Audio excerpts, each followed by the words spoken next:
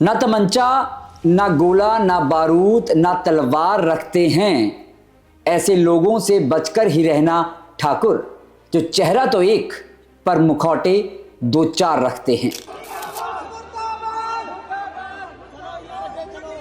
देखो, हमारे समाज में ना कुछ लोग ऐसे हैं जो बड़े पदों पे आसीन हो जाते हैं, और लेकिन उनका जो चेहरा होता है वो दोहरा होता है। जिस पद पे कोई बैठा उसके कारण वो वह उन्होंने तो ये बोल दिया था कि जैसे हमने 370 तोड़ दिया ना, हम यूनिवर्सिटी की सेनेट को तोड़ी 4.5 लाख होता है। अगर उससे कोई नहीं भी चुना जाता, उसके लिए ऐसा नहीं कि हमारी संसद नहीं चल पाएगी। वो तो कहते हैं कि दायित्व नहीं निभाया, यूनिवर्सिटी तो फिर भी चल रही है। ये जो राज्य है यूनिवर्सिटी, उसकी जो मुखिया है वो बोलती है इसकी तो जरूरत ही कोई नहीं है सरकार की, तो ये तो मैं ही चला रही हूँ। सबसे ज्यादा पैसा पंजाब से आ रहा है। जी बिल्कुल। ये तो बोलते हैं सरकार का पैसा, जो बच्चे फीसें लेते हैं उसी से तो यूनिवर्सिटी चलती है। जो शासक कमजोर होता है, जिसको अपना काम नहीं आता, तो वो साक्षर लोगों से बात करना छोड़ देता है। ना तमंचा, ना गोला, ना बारूद, ना तलवार रखते हैं, ऐसे लोगों से बचकर ही रहना ठाकुर, जो चेहरा तो एक पर मुखौटे दो चार रखते हैं। आप देख रहे हैं द खबरसार, मैं हूं आपके साथ ठाकुर अमनदीप सिंह। आज की ये वार्तालाप, ये इंटरव्यू शुरू करें उससे पहले दो क्लिप्स मैं आपको सुनाना चाहूंगा। पहला क्लिप पंजाब यूनिवर्सिटी चंडीगढ़ के vice chancellor madam Renu Vig का, और दूसरा पंजाब यूनिवर्सिटी चंडीगढ़ के ही officiating registrar YP Verma ji का। पहले वो सुनिए, फिर आगे बढ़ेंगे। Dear faculty, students and staff, as we gear up for the Lok Sabha elections 2024, I want to take a moment to remind each and every one of you of the impact your vote can have on the future of our nation. We are not only educators and learners, but also active citizens of this great democracy of the world. Our collective participation in the electoral process can shape policies that can have effect on education, economy, healthcare, and countless other aspects of the society. Each vote counts, and together we can make a difference. All the best. As we know that election or Chandigarh Lok Sabha constituency is scheduled on 1st of June. So I appeal all of you to please go for voting on that particular day. तो आपने सुना VC madam और officiating registrar साहब दुहाई दे रहे हैं लोकतंत्र की। लोकसभा चुनाव के वक्त की ये उनकी वीडियो है, जो पंजाब यूनिवर्सिटी चंडीगढ़ के ऑफिशियल फेसबुक पेज पर पड़ी है, आप भी देख सकते हैं। और लोकतंत्र की दुहाई देकर वोटिंग के लिए अपील कर रहे हैं। अब आपको कुछ और तस्वीरें दिखाते हैं पंजाब यूनिवर्सिटी चंडीगढ़ से ही, तस्वीरें भी और अखबारों की खबरें भी।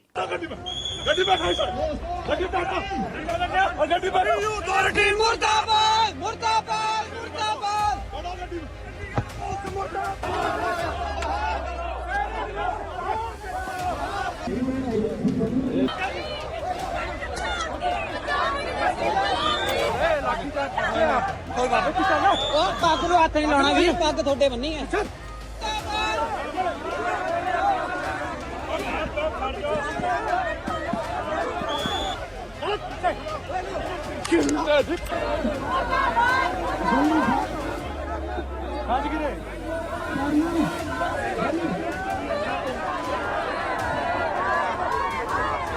मुर्दाबाद मुर्दाबाद।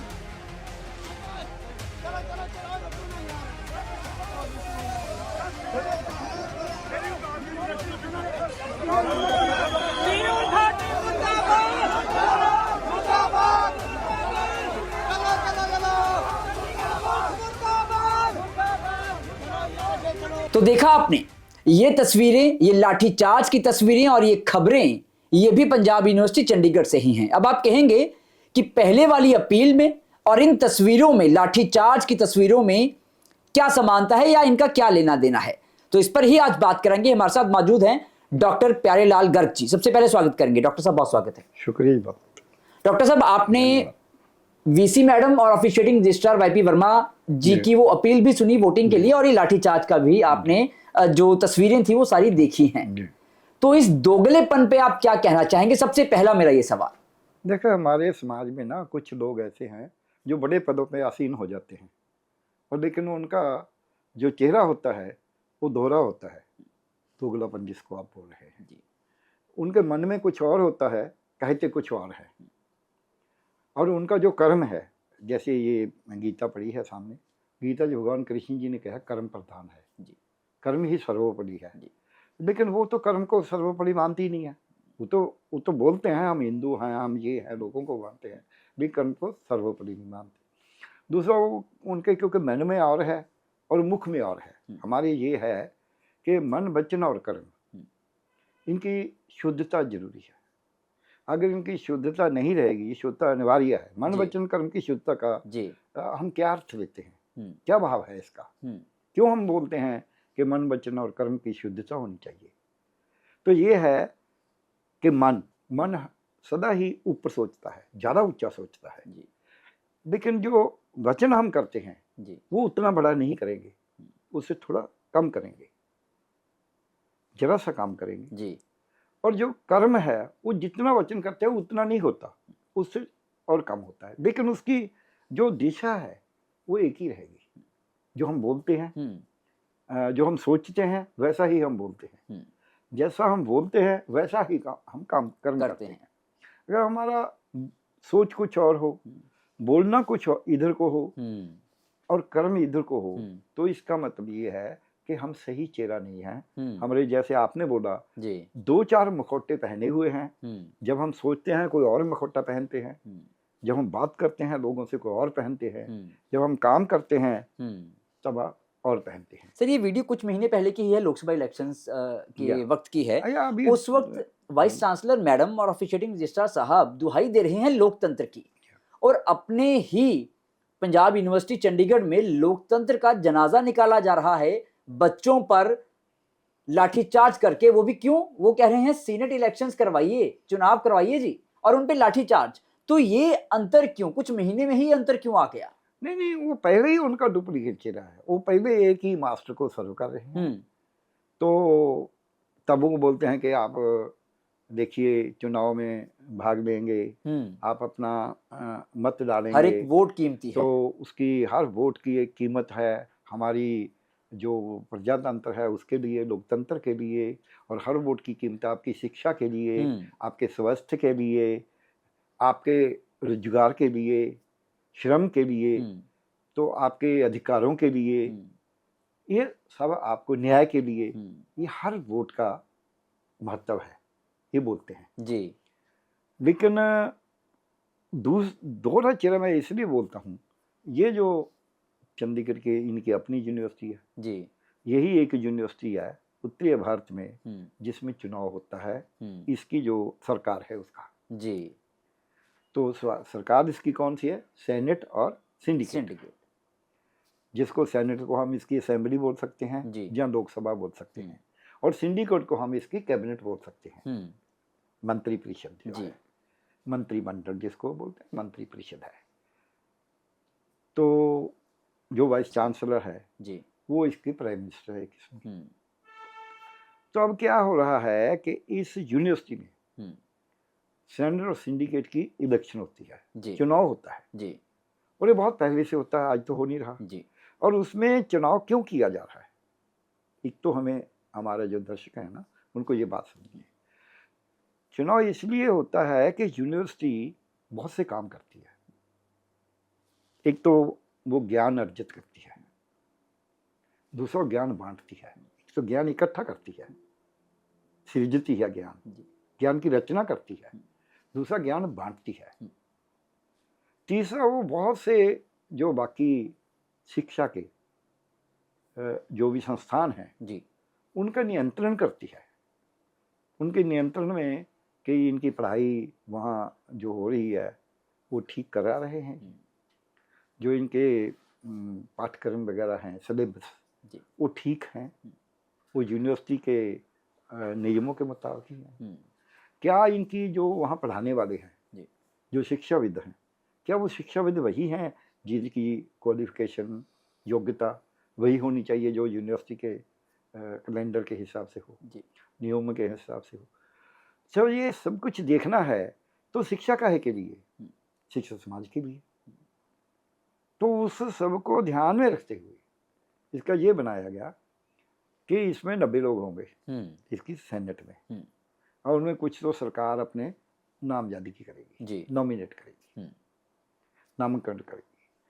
तो कुछ लोग ऐसे होंगे जो जहाँ से ग्रेजुएट स्नातक बन के गए हैं, तो उनको एक वोट का अधिकार होगा, वो वोट डालेंगे, 15 लोग वो चुनेंगे।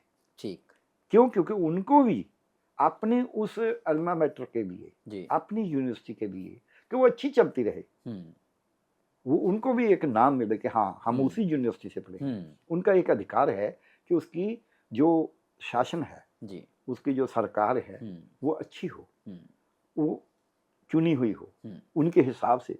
तो 15 वो चुनते हैं, जी और वो कहीं भी बैठे हो, दिल्ली में बैठे हो, वो हरियाणा में बैठे हो, पंजाब में बैठे हो, वो कहीं और स्टेट में बैठे हो, जी। उसका पूरा हिमाचल में हो, जी उनका पूरे चोन बूथ जो है बनाए जाते हैं, जी चोन कक्ष। सो उसके आगे क्या है कि क्योंकि कॉलेजों को भी देखते हैं, जी तो उसमें से कुछ लोग कॉलेजों के प्रिंसिपलों से भी चुने जाते हैं, जो अच्छा कॉलेज इनके साथ एफिलेटेड एफिलिएटेड होते हैं। हाँ। इसी तरह उन कॉलेजों में केवल प्रिंसिपल तो है नहीं है, जी वहाँ प्राध्यापक भी हैं, वहाँ शिक्षाविद हैं। तो वहाँ से जो associate professor, assistant professor, lecturer हैं, उनसे भी कुछ लोग, आजकल तो वो उसको असिस्टेंट प्रोफेसर ही जी। कम से कम कहा जाता है, तो उनमें से भी चुने जाते हैं, निर्वाचन होता है उनमें से ही।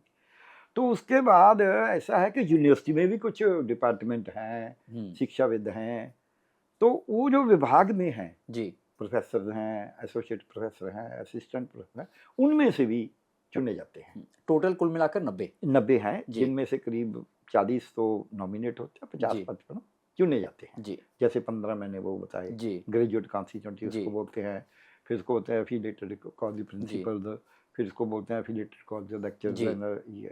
ये कॉन्स्टिट्यूंसी बनाई हुई है। जी 6 लोग इनके फैकल्टीज में ऐसे आते हैं। फैकल्टी क्या faculty। होती है? जी फैकल्टी क्या होती है? जैसे हमारे जुदा जुदा, जैसे हम बाजार में जाते हैं, जी तो कोई तो किराने की दुकान होती है, जी कोई कपड़े की होती है, बिल्कुल तो कोई जनरल स्टोर होता है, जी तो कोई लोहे की भी होती है। सो वो फैकल्टीज हैं कि साइंस की फैकल्टी है, मेडिकल फैकल्टी है, आर्ट्स की फैकल्टी है, कानून की फैकल्टी है।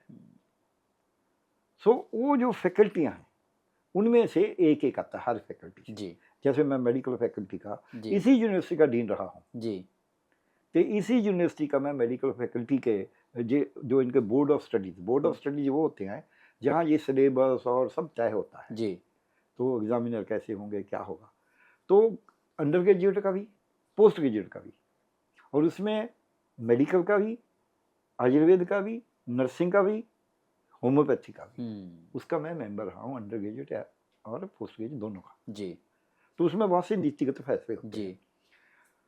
तो अब जो ये 6 फैकल्टीज हैं, जी 6 में से एक एक चुना जाता है, जी और उसमें जो हम लोग फैकल्टी के मेंबर होते हैं जी वो वोट डालते हैं उनके चुनाव के लिए उनके चुनाव के लिए कि फैकल्टी की तरफ से वहाँ कौन से जाए। 6 लोग जो होंगे हाँ, प्रतिनिधि हर करेंगे। एक फैकल्टी अपना एक जी, प्रतिनिधि जी, जी। भेजेगी। जी तो कौन सा प्रतिनिधि मेडिकल फैकल्टी का होगा, कौन सा लॉ फैकल्टी का होगा, कानून की फैकल्टी का होगा, कौन सा आर्ट्स की फैकल्टी का होगा, कौन सा जो है हमारी भाषा जी, लैंग्वेज फैकल्टी का होगा, कौन सा साइंस की फैकल्टी का होगा, विज्ञान की फैकल्टी का, ऐसे 6 लोग जाते हैं।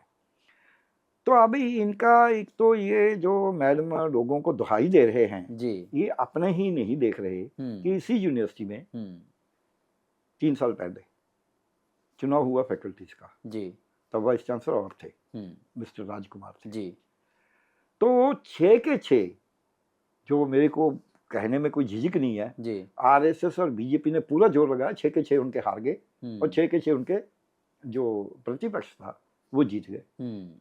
तब इनके उपराष्ट्रपति जी जो चांसलर हैं इस यूनिवर्सिटी के, जी तो वो वेंकैया नायडू जी थे, जी उन्होंने नोटिफाई नहीं किया अच्छा। हालांकि उनके पास नोटिफाई ना करने का कोई अधिकार ही नहीं है।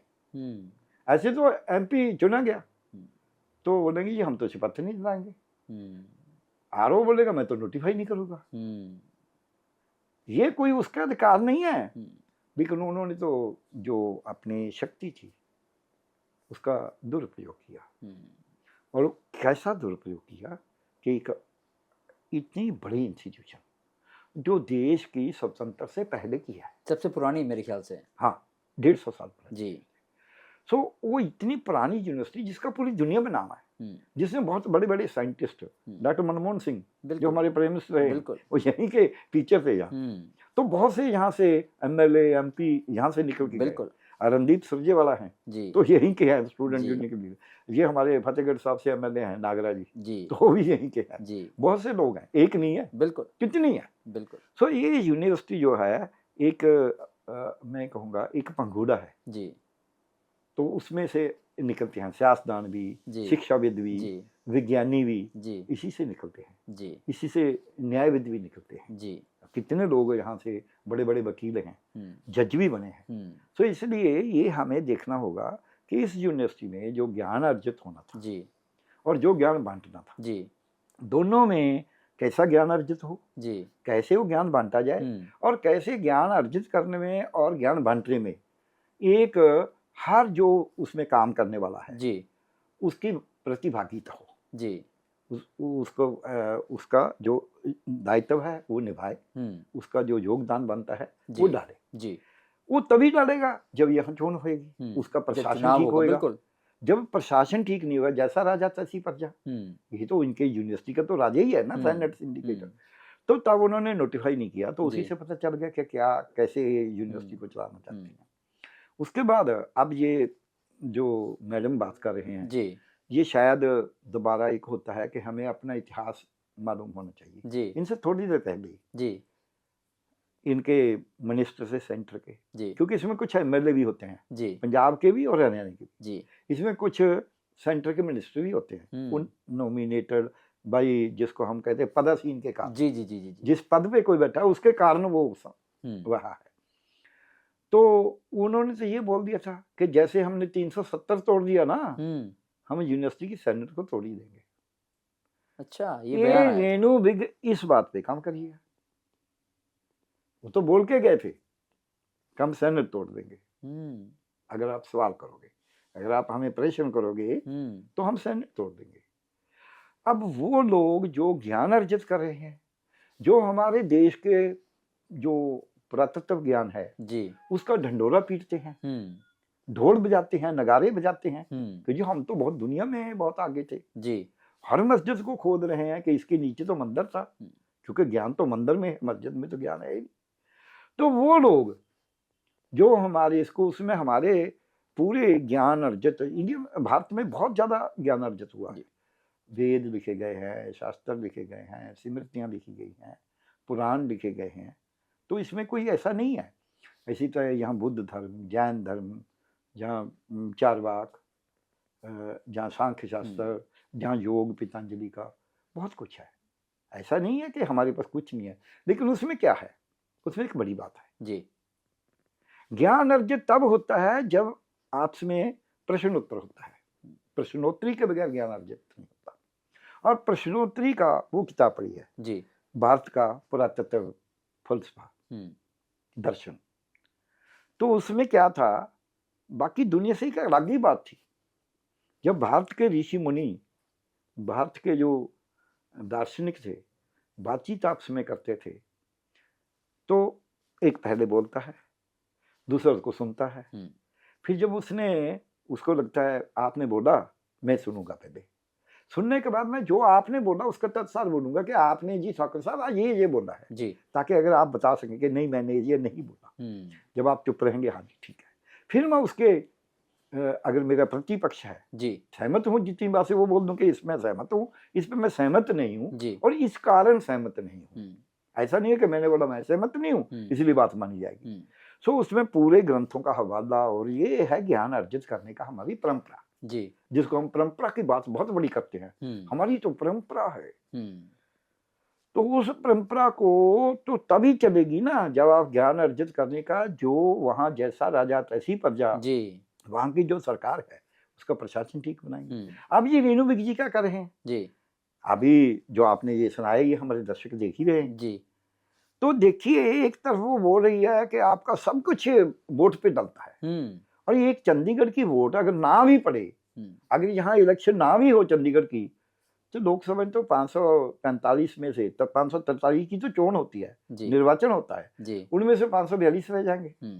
सूरत की तो वैसे ही लूट ली थी ना, तब भी तो 542 में ही चुनाव हुआ है निर्वाचन। तो अगर चंडीगढ़ में निर्वाचन लेट हो जाए तब क्या है, कितनी पार्लियामेंट की सीटें खाली अभी भी पंजाब में पार्लियामेंट की सीटें तो खाली हो पड़ी थी। अब लोकसभा ये यहाँ के जो है विधानसभा के खाली थी। बिल्कुल। तो इसमें कोई ऐसा नहीं है कि चंडीगढ़ में अगर 4,48,000 वोट, जी 4,48,000 के 4.5 लाख वोट है, अगर उससे कोई नहीं भी चुना जाता, उसके लिए ऐसा नहीं कि हमारी संसद नहीं चल पाएगी, जब संसद में कोई वादा आ जाएगी, लेकिन फिर भी हमें जाना है। ऐसे तो वो भी ऐसे तो वो भी कह सकते हैं बिना सेनेट के भी तो चलो काम चल ही रहा है। नहीं, मैं आ रहा हूँ। तो हमारा जो है ये दायित्व है कि हमारे लोगों की वहाँ आवाज तो जाए। चंडीगढ़ के लोगों की क्या प्रॉब्लम है, चंडीगढ़ की प्रॉब्लम वैसी नहीं हो सकती जैसी गोवा की है, तमिलनाडु की है, या कलकत्ता की है, अलग होगी, जहाँ इलाहाबाद की है। चंडीगढ़ की अपनी होएगी, इसका विकास ही और तरीके से हुआ है जी। तो वो चंडीगढ़ की बात कैसे बताएंगे, और कितनी इम्पोर्टेंट इसको महत्व दिया है कि 4.5 लाख वोट पड़ती है केवल, तब भी इसकी 20-20 लाख वाले वोट वाले भी हैं, तब भी एक है, उसकी वोट वहाँ एक है। तो अगर वो उसकी ठीक बोला रेणु विक जी ने कि ये तो बहुत महत्वपूर्ण है, इसकी महत्वता है, हमें वोट डालना चाहिए, निर्वाचन में पूरा हमें जाना चाहिए, तो सरगर्म भूमिका निभानी चाहिए, अपना कर्तव्य निभाना चाहिए। हमारा कर्तव्य है कि हम अपना वोट मताधिकार करें, हमें मताधिकार का प्रयोग करें जी। ये तो हमारी ड्यूटी है जी, और राइट भी है, अधिकार भी है, और हमारा दायित्व भी है। पर क्या वो खुद अमल कर रहे हैं? लेकिन आप क्या बोलते हैं, अब देखिए, यही नहीं है कि उन्होंने जो चुनाव नहीं करवा रहे जी, यही नहीं है कि उन्होंने अपने जो दायित्व है वो नहीं निभाया, यही नहीं है कि वो दायित्व निभाने से उनको कोई ना निभाने से कोई अफसोस है। वो तो कहते हैं कि दायित्व नहीं निभाया, यूनिवर्सिटी तो फिर भी चल रही है। ये रेणु विक जी ने बोला, मैंने सुना खुद। अच्छा, हाँ, कि यूनिवर्सिटी तो चल ही रही है ना, नहीं हुई जो सब क्या हो गया। जो वाइस चांसलर था उसको वाइस चांसलर रहने का नैतिक अधिकार नहीं है। अगर हम नैतिकता की बात करते हैं तो नैतिक अधिकार तो एक तरफ तो आप बोलते हैं एक वोट का मीनिंग है, यहाँ बोलते हैं सरकार की तो जरूरत ही नहीं है। उससे कोई पूछे, मैं यूनिवर्सिटी का रजिस्ट्रार रहा हूँ, मेडिकल यूनिवर्सिटी का, यहाँ के इनका डीन रहा हूँ, डीन नहीं हूँ फिर यूनिवर्सिटी नहीं चलती, फिर भी चलती है। रजिस्ट्रार नहीं होगा फिर भी कुछ देर चल जाती है। तो वाइस चांसलर वो रेणु विक भी ना हो तो यूनिवर्सिटी तो तभी चलती है। जिस दिन रेणु विक छुट्टी पे होती है जी, क्या उस दिन यूनिवर्सिटी बंद हो जाती है? नहीं चलती है। तो इसलिए रेणु विक तो एक तो जो हमारा संविधान है जी, देश का संविधान क्या है, हमारा संविधान वोट पे धरता है। लोकतंत्र है। लोकतंत्र तभी है कि वोट पे है, हर एक का वोट का अधिकार है। जहाँ जहाँ कोई कॉन्स्टिट्यूंसी है उस हिसाब से, यहाँ इसका अपना एक तरीका है। अगर उस वोट के अधिकार को एक तरफ तो हम बोलते हैं कि इससे तो बगैर अगर नहीं किया तो देश डूब जाएगा, बिल्कुल, दूसरी तरफ आप बोलते हैं नहीं किया तो फिर क्या हो गया, ये तो देश तो फिर भी चल रहा है। यानी कि यूनिवर्सिटी भी तो एक देश का ही बिल्कुल, इसको हम बोलते हैं संस्थान के अंदर संस्थान, देश के अंदर देश, बिल्कुल, स्टेट के अंदर state, state with in state, institution with in institution, के एक संस्थान के अंदर संस्थान है, एक देश के अंदर देश है, एक राज्य के अंदर राज्य है। तो ये जो राज्य है यूनिवर्सिटी, उसकी जो मुखिया है वो बोलती है इसकी तो जरूरत ही कोई नहीं है सरकार की, तो ये तो मैं ही चला रही हूँ, उसको क्या ये तानाशाही जाती है। मैं तो कहूँ तानाशाही क्या है, ये तो तानाशाही तो थोड़ी और होती है। तानाशाही तो फिर भी किसी अधिकार से आता है, ये तो किसी के कहने से लगी है। तानाशाह तो खुद बनता है, ये तो लगाई गई है, किसी तानाशाही के लिए लगाई गई है, इसलिए ये तानाशाही कर रही है। इसलिए लाठीचार्ज होता है बच्चों पर, इसीलिए प्रदर्शन कर रहे, सीनेट इलेक्शंस की मांग कर रहे। प्रदर्शनकारियों पर। नहीं, इससे पहले भी एक बात हुई, जी हमारे दर्शकों के लिए जरूरी जान। जी ये चुनाव नहीं हो रहा, जी तो यहाँ के जो सेनेट के मेंबर हैं जी। उन्होंने भी प्रदर्शन किए, बिल्कुल उन्होंने किया। भी उनका इतराज जताया। बिल्कुल। तो उसके बाद रोष किया। उसके बाद यहाँ की जो राजनीतिक दल हैं जी पंजाब के, जी क्योंकि यूनिवर्सिटी तो पंजाब की भी है, बिल्कुल सबसे ज्यादा कॉलेज 150 कॉलेज तो पंजाब का इससे एफिलिएटेड है, एफिलिएटेड है। सबसे ज्यादा पैसा पंजाब से आ रहा है। जी बिल्कुल। ये तो बोलते हैं सरकार का पैसा, जो बच्चे फीसें देते हैं उसी से तो यूनिवर्सिटी चलती है। पब्लिक का पैसा है, पब्लिक यूनिवर्सिटी है। हाँ, नहीं पब्लिक, यहाँ जो बच्चे जो कॉलेज बिल्कुल, एफिलिएटेड है इससे, बिल्कुल। हर बच्चे को पैसे देना होता है, रजिस्ट्रेशन के लिए, एग्जाम के लिए, बिल्कुल। सर्टिफिकेट के लिए, हर बात के लिए पैसे देते हैं। जी सो उसके लिए जो पैसा फिर इनका सिलेबस खरीदते हैं, जी, इनकी जी। और बातें लेते हैं।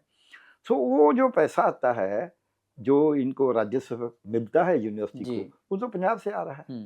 अब वो पंजाब की दो राजनीतिक दल, जी बड़े दल जी दोनों, और दोनों एक दूसरे के विरोधी हैं वैसे, दोनों ही संसद में, ये हमारी विधान सभा में जी क्या है, एक राज करने वाला है, शासन में है, दूसरा उसका प्रतिपक्ष है, दोनों इकट्ठे हुए और उसी यूनिवर्सिटी में, जी और इकट्ठे होके एक जवान से बोल दे पूरे नेता। मैंने पहली दफा ये मंजर देखा कि भाई ये चोन तो होनी चाहिए। बिल्कुल। तो ये चुनाव के लिए, और फिर क्या हुआ, जो लोग बड़ी गाड़ी से नहीं नीचे उतरते, अब आज का हमारा राजनीतिक नेता तो जैसे रेणु की भी गाड़ी में, इसने तो अपना पूरा जाल वगैरह लगाया है ना जाने के लिए, तो वो नेता पैदल करके गए वहां तक। देखिए जो 2 नंबर गेट है यूनिवर्सिटी का, जी 15 से टिकट, बिल्कुल बिल्कुल, उससे पैदल चल के सारे नेता वाइस चांसलर के ऑफिस तक पहुंचे। और जो पंजाब विधानसभा का विपक्षी दल का नेता है, बिल्कुल, प्रताप सिंह बाजवा जी, वो उसमें लीड कर रहे थे, आगे थे, मतलब जा तो सारी रहे थे, बिल्कुल, कोई लीड ना लीड की बात भी ना रखें, वो भी थे जी। तो अगर वो इतने लोग जाने माने लोग MP हैं, MLA हैं, वो जा रहे हैं और पैदल जा रहे हैं डेढ़, तो इससे वाइस चांसलर को तो इतना भी ये मैं बोलूँ शिष्टाचार नहीं है कि भाई वो आए हैं, मैं बात तो जाके कर दूं, कि आप लोगों को क्यों आना पड़ा। इससे मेरे को लगता है कि उसको ये भी नहीं मालूम कि जो हमारे निर्वाचित लोग हैं वही लोगों के असली नुमाइंदा होते हैं, उनसे बात तो करनी होगी। बिल्कुल। वो ना भी हो निर्वाचित, जब कोई आपके साथ प्रोटेस्ट करता है, आपका विरोध प्रदर्शन करता है, तो उससे बात तो करनी होगी, वो भी आपके दरवाजे पर बैठकर। अगर आप उससे बात ही नहीं करेंगे तो फिर उसका जो समाधान कैसे होगा। अब ये रेणु भी क्या कर रही है, ये बात तो करना छोड़ो जी, ये उनको पिटाई करवा रही है, जो स्टूडेंट है उनको तो। लाठीचार्ज। बिल्कुल। जब ये पुलिस से पिटवाई करा रही है, तो मैं एक दिन किसी को बोल रहा था, किसी ने मेरे को, मैं अपने कॉलेज के समय की एक बात बता रहा हूँ दर्शकों के लिए जी, ये तो उस प्रिंसिपल से बहुत टिकने कद की है जी, टिकने मीन फिजिकली नहीं मैं बोल रहा, दिमाग के रूप में जी, सोच के रूप में, मानसिक तौर प्रजातंत्र के रूप में, सोच के रूप में। तो वो प्रिंसिपल साहब, हमने हड़ताल की हुई थी, और ये आज से तो 60 साल पुरानी बात है, हमने हड़ताल की हुई थी, तो मेरे को बोलने लगे, मैं लीडर था उस हड़ताल का, तो प्रिंसिपल, गर्मियों का महीना था, कहने लगे क्या बात है, मैंने बोला जी हमारा ये ऐसा ऐसा है, ये गर्मी, कहने लगे फिर मैं तो पुलिस बुला लूंगा। मैंने बोला जी आपकी मर्जी है, पुलिस बुलानी है तो, अगर आप अपने प्रशासन में सक्षम नहीं हैं, आप असफल हो जाते हैं, तो ठीक है, आप दूसरे की सहायता ले सकते हैं। जो बाप अपने बच्चों को संभाल नहीं सकता, वो पड़ोसी का थोड़ा मदद ले लेता है कि भाई मेरे से तो संभाले नहीं जाते। वो देखे प्रिंसिपल साहब देखने लगे, क्या मतलब, ये आपकी ड्यूटी है। मैंने बोला कि देखिए सर, ये तो आपका दायित्व है, आपका अधिकार भी है, आपकी ड्यूटी भी है, फर्ज भी है, कर्तव्य भी है कि आप हमारी बात सुने और उसका जो भी समाधान हो सके तो कर पाए। बिल्कुल। तो आप तो सुनने को तैयार नहीं है। उसको लगा, रेणु को नहीं लग रहा, एक आर्ट्स कॉलेज के प्रिंसिपल को लग रहा था, और उस जमाने में 60 साल पहले। हाँ, तो जब उन्होंने सोचा हाँ बात तो सही है, फिर वो कहने लगे अच्छा आप लाइब्रेरी में बैठ के पढ़ लिया करो। मैंने बोला जी वहाँ तो 30 कुर्सियाँ हैं, तो बच्चा तो 200 फ्री होता है, वहाँ कैसे बैठेंगे। फिर कहने लगे वो गोल्ड मेडलिस्ट थे खुद, कहने लगे मैं तो मैथमेटिक्स का AAB कोर्स किया हुआ, गोल्ड मेडलिस्ट हूँ, मैं तो छत पे बैठ के पढ़ लेता था। मैं बताता हूँ रेनू विग नहीं सुन सकती ऐसी बातें। मैंने बोला हाँ जी, सर्दियों में तो मैं भी पढ़ना चाहूंगा, आज बैठ के देखिए ना। फिर मैंने ये बोला, वहीं उनका जो सेवादार था पानी लेके आया था, मैंने बोला पानी ना कूलर से नहीं है। तो मैंने कहा नहीं सर लाया तो कूलर, नहीं गर्म है। मैंने बोला सर देखिए अभी तो पानी लेके गया था, वो बोलता मैं कूलर से लेके हूँ, आपको वो भी गर्म लग रहा है, तो आप मेरे को बोलते हैं छत पे जाके बैठ के पढ़ो। आप मानेंगे मैं साइंस का विद्यार्थी था, हालांकि उसी वक्त मैं बाहर निकला ये बातें करके जी, हमारी बात छूट गई मतलब जी। अपने आपसे, लेकिन प्रिंसिपल साहब ने कुछ सोच लिया। जी, मैं बाहर ऐसे कंपाउंड में, जैसे वो सामने जी, घर के पास जाएं आप, तभी हमारे हिस्ट्री के प्रोफेसर साहब आ गए। जी, गांधी साहब थे वो, सुरजीत सिंह गांधी, वो बड़े वो भी बड़े शिक्षाविद थे, तो हमारे को तो सभी जानते थे, चाहे हम रही साइंस के स्टूडेंट थे, जी, विज्ञान के, लेकिन सारे ही जानते थे हमारे को, जी। आर्ट्स वाले भी। पहला और हाँ जी सब बोली हमारे जी, शिक्षाविद हैं तो हम तो ऐसे ही बोलेंगे, जी, वो हमें बोलेंगे जैसा भी बोले, उनको जी। अधिकार है। जी। यही तो एक माँ बाप को और एक शिक्षाविद को तो अधिकार होता है, गुरु जी, को। जी, तो हाँ जी आपने मेरे को बताना था। हम्म, मैंने बोला जी आप बता देते हैं सर। हम्म, हाँ बताइए क्या बात है। हम्म, मैंने बोला ऐसे, फिर ठीक है आपको हाँ जी, ये अगर ये हो जाए तो मंजूर है। मैं हाँ जी, फिर हड़ताल खत्म हो जाएगी। हाँ मैं जी। यस सर, हो गया। अच्छा, हाँ उसी वक्त हो गया, और हो गया। मैंने उन शिक्षाविदों से पढ़ाई की है जो ऐसे थे, जिनको हम ऐसे सवाल करते जो खुद थे, बुलाकर पूछते थे। हाँ बुलाकर पूछते थे, जब हम सवाल का उनको सामने बोलते थे कि आपको तो ऐसे लगता है, हमें आप बता रहे हैं, तो गुस्से नहीं होते थे। रेणु तो कहती है कि ये तो यूनिवर्सिटी ऐसी चलती है, तो मिलती नहीं किसी को, डरती है। बिल्कुल, तो हमारे भी इसलिए फोन बड़े कम उठाते हैं, कई ऐसे मामले हैं, कई घोटाले उजागर किए हैं और RTI के माध्यम से, और फोन उठाना मैडम अब जरूरी नहीं समझते। नहीं मैडम तो बात ही नहीं करने को तैयार है। वो क्यों नहीं करता? जो प्रशासनिक अधिकारी, जी, मैंने समाज शास्त्र का MA जी। किया हुआ है, तो उसमें एक लिखा है कि हर एक बंदा, हर मानव एक अधिकारी होता है, जी, शासक होता है। जी, जैसे घर में आप शासक हैं, आपके चैनल में आप शासक हैं, हम्म, कैमरे पे ये शासक है, जी, बोलने के भी मैं शासक हूँ, जी। हम तीनों शासक हैं अपने अपनी जी। जगह पे। इसी तरह है, जो एक PN खड़ा है, सेवादार वो गेट अपने पे, काम में, वो अपने काम में शासक है। बिल्कुल, एक टाइपिस्ट है, वो अपने काम में शासक है। जो शासक कमजोर होता है, जिसको अपना काम नहीं आता, या वो काम के लिए बेईमान होता है, या सक्षम नहीं होता, तो वो साक्षर लोगों से बात करना छोड़ देता है।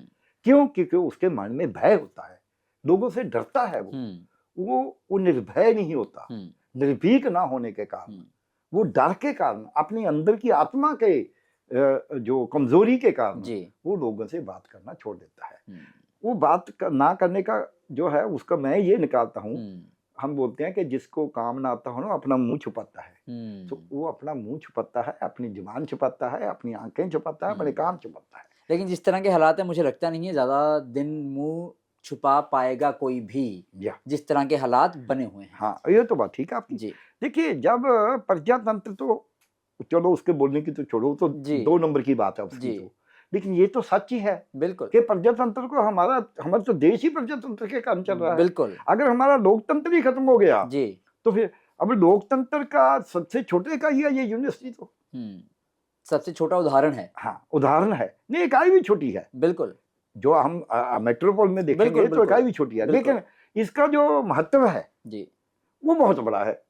क्योंकि ये कोई सिंपल छोटी सी पंचायत नहीं है, ये कोई म्युनिसिपल कॉर्पोरेशन नहीं है, इसने कोई 4 सड़कें नहीं बनानी जी, पानी नहीं देना, इसने ज्ञान अर्जित करना है, जो हमारी कितनी कितनी जो आगे पीढ़ियां आएंगी जी, हमारी आगे की जो नस्लें आएंगी उनके लिए है। बिल्कुल, और पीछे के ज्ञान को हमने इकट्ठा करना, सहेजना है कि आगे को देने के लिए, कि भाई पीछे से हमने ये सीखा है और आगे जो हमारे आएंगे लोग, उनके लिए ये होना चाहिए, अपने बच्चों के लिए, अपनी अगली पीढ़ियों के लिए। तो मेरे को ऐसे लगता है कि रेणु विग और उसका रजिस्ट्रार, वो दोनों अपना काम नहीं कर रहे। वो क्यों नहीं कर रहे? ऑफिशिएटिंग रजिस्ट्रार ऑफिशिएटिंग रजिस्ट्रार, वो मैं एक लाइन में बता रहा हूँ जी वो दोनों आए हैं जो, जी वो यहाँ एक इंजीनियरिंग की संस्था है जिसका नाम UIET, जी university institute of engineering engineering and and technology, जी उससे आए हैं। जी अब UIET में तो उनको जरा भी नहीं पता यूनिवर्सिटी होती क्या है, हम्म वो तो एक इंजीनियरिंग कॉलेज टाइप है। जी सो इसलिए उसको मालूम ही नहीं बेचारी को कि यूनिवर्सिटी क्या होती है, डेमोक्रेसी क्या होती है, प्रजातंत्र क्या होता है, लोकतंत्र होता क्या है, लोगों के अधिकार क्या होते हैं, विद्यार्थियों के अधिकार क्या होते हैं। वो तो दो कुछ कंप्यूटर का जानती होगी, कुछ इधर उधर का जानती होगी। उसको बेचारी को सचमुच में जी लोकतंत्र के जो मूल्य हैं, लोकतंत्र की जो वैल्यूज हैं, जिसको हम अपनी परंपरा भी बोलते हैं जी और अपना अपना वो कानून भी बोलते जी। हैं, ये दोनों उसको नहीं आते। ये मेरे को कहने में कोई झिझक नहीं है, हम्म क्योंकि वो जब ये बोलती है कि यूनिवर्सिटी तो बगैर सैंडल के भी चलती रहती है, इसका मतलब ना तो उसको हमारे संविधान की जो इज्जत है, जी उसकी गरिमा का ख्याल है, ना ही उसको एक जो हमारा प्रजातंत्र है, लोकतंत्र है, जी एक अदारे का, उसकी कोई गरिमा का ख्याल है, ना ही उसको जो हमारी अगली जनरेशन आनी है जी उनके लिए जो ज्ञान अर्जित करना है उसकी गरिमा का ख्याल है, ना ही उसको मेरे को लगता है अपने पद की गरिमा का ख्याल है, क्योंकि उसको बेचारी को पता ही नहीं है। जी तो कुछ एक कवि ने बोला है जी इंग्लिश जी में, जी इग्नोरेंस इज ए ब्लिस। वो बेचारी वो अज्ञानी है, तो इसीलिए यही वरदान है उसके लिए। हमारे साथ बात करने के लिए बहुत बहुत धन्यवाद सर। ठीक है। यह डॉक्टर प्यारेलाल गर्ग। लेकिन सवाल बहुत बड़ा है, जो खुद लोकतंत्र की दुहाई दे रहे हैं, कुछ दिन पहले या कुछ महीने पहले लोकसभा चुनाव के वक्त मैडम वीसी रेणु विक जी और ऑफिशिएटिंग रजिस्ट्रार YP वर्मा जी, आज लोकतंत्र उनको दिखाई क्यों नहीं दे रहा, वो भी पंजाब यूनिवर्सिटी चंडीगढ़ का, जिस यूनिवर्सिटी से, जैसे डॉक्टर प्यारेलाल गर्ग जी ने भी बताया, हम भी जानते हैं और ऐसे कई लोग जानते हैं कि इस पंजाब यूनिवर्सिटी चंडीगढ़ ने कितने ही हमें साइंटिस्ट दिए, हमें खिलाड़ी दिए, हमें नेता दिए, MLA MP, यहाँ तक कि प्रधानमंत्री भी डॉक्टर मनमोहन सिंह यहाँ से आते हैं या यहाँ से निकले हैं। पर शायद उन्होंने भी कभी यही नहीं सोचा होगा, जिस पंजाब यूनिवर्सिटी से हम निकले हैं वहीं से या उसी पंजाब यूनिवर्सिटी से एक दिन लोकतंत्र की अर्थी निकलेगी जो आज निकल रही है। सवाल इसलिए भी बड़ा बनता है क्योंकि मैडम VC आपके दरवाजे पर ही ये सब कुछ हो रहा है, आपकी आंखों के सामने हो रहा है। आप रोज उस दरवाजे से निकलते हैं और रोज उस दरवाजे से बाहर भी आते हैं, पर आपको ना तो वहां बैठे बच्चे दिखाई देते हैं, ना उनकी आवाज सुनाई देती है, ना ही उनकी सेनेट इलेक्शंस की मांग आपके कानों तक पहुंचती है। अब कब तक आप नजरअंदाज करते रहेंगी ये आप जाने, पर लोकतंत्र की बहाली के लिए ये लोग, ये छात्र और हम इस तरह ही आवाज बुलंद करते रहेंगे। कैमरा पर्सन सुखविंदर के साथ ठाकुर अमनदीप सिंह, द खबरसार, चंडीगढ़।